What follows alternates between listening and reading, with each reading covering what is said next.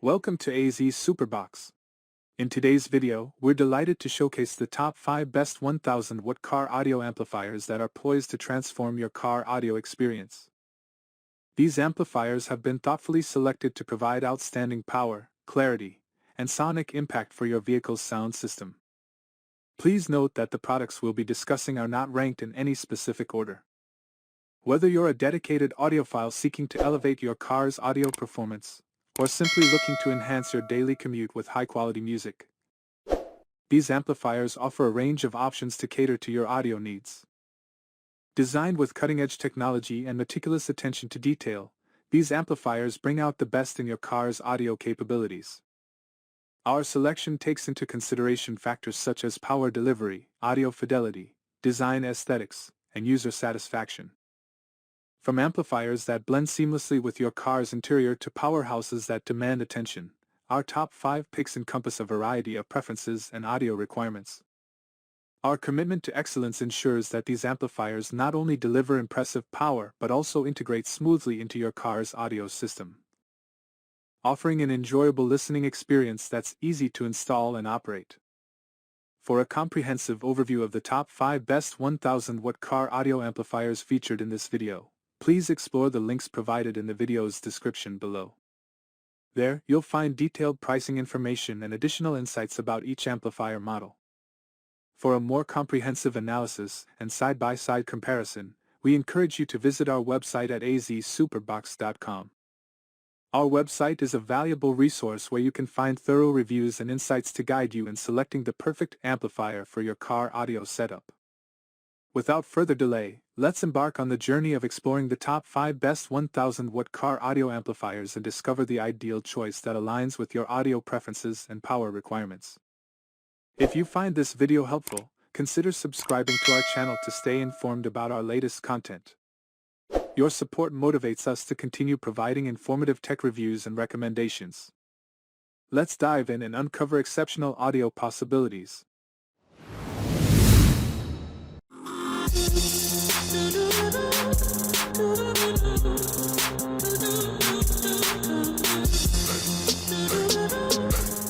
Hey, it's Shane with Skar Audio. We're going to be doing some amp dyno runs today on our RP series amplifiers.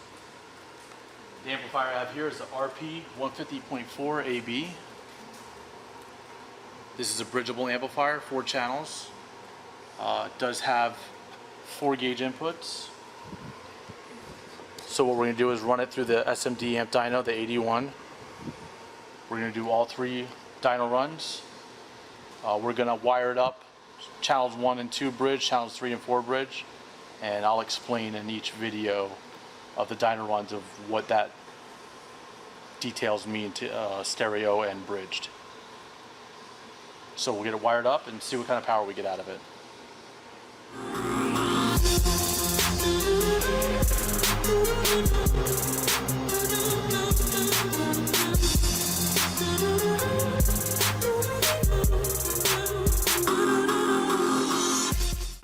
Okay, we're getting ready to do our certified dyno run at 8 ohms. Voltage is right around 14.6. And what we're doing is we're running front bridged and the rear channels bridged to simulate 4 ohm stereo. Start the track.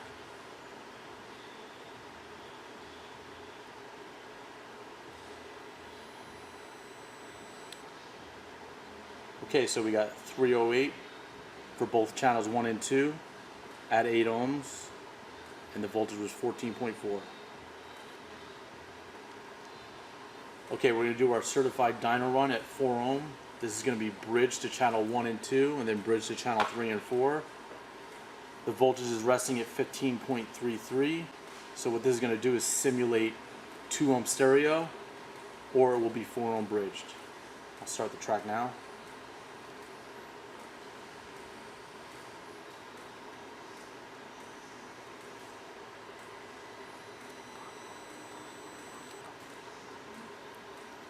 So this is 494 watts at 4 ohms, 14.46, and then 496 watts at 4 ohms, 14.46.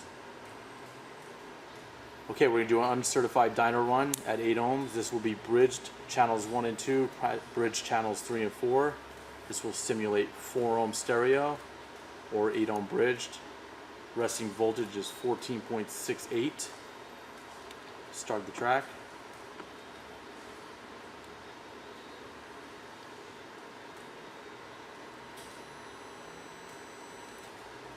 Okay, so we did 311 at 8 ohms, 14.47 volts.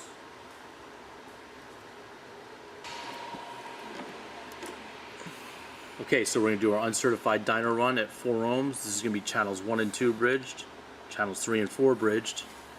This will simulate 2 ohm stereo or 4 ohm bridged. Resting voltage is 15.29. Let's start the track.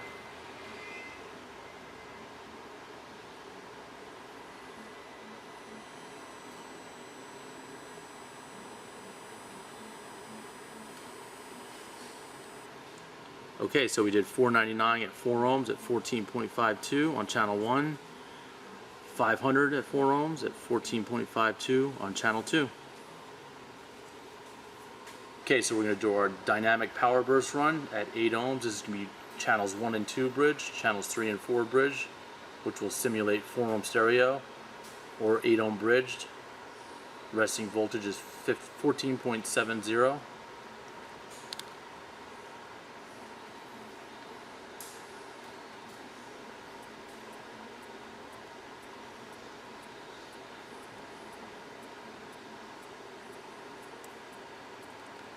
Okay, channel 1 did 365 watts at 8 ohms at 14.45.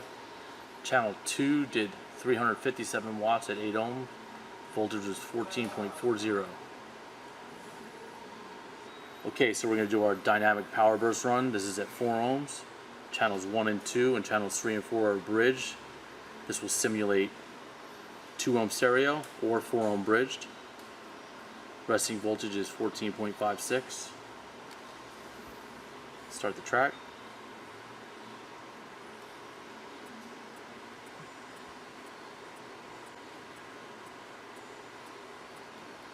Okay, we did 594 at 4 ohms at 14.48 volts each channel.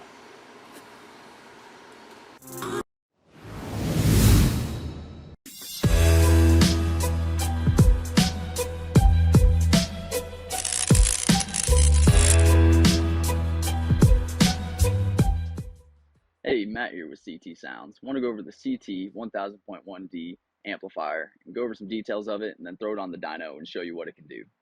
So starting out, it's a Class D monoblock amplifier. It does 1000 watts RMS at 1 ohm and 650 watts RMS at 2 ohms. It also has a compact design, allowing it to fit in tight places. So on the amplifier here, you have your power and protect light, your remote for your bass knob, your inputs for your RCAs, and this amp is strappable, so here's your ins and outs for that. And over here are your variable adjustment controls. So you have your gain, a low pass filter, subsonic filter, frequency, and bass boost. And over on this side, you have 4 gauge power and ground terminals and 8 gauge speaker terminals. So we have the CT-1000 hooked up to the amp dyno right now. We're going to run a certified dyno run to start out at 1 ohm. 1100 watts into 1 ohm at 14.43 volts. So here we go with the uncertified dyno run at 1 ohm.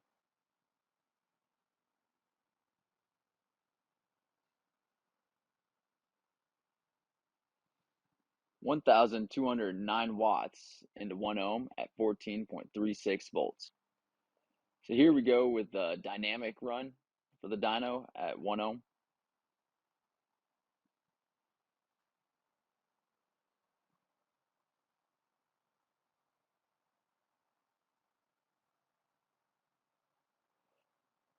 (1,358 watts into 1 ohm at 14.48 volts.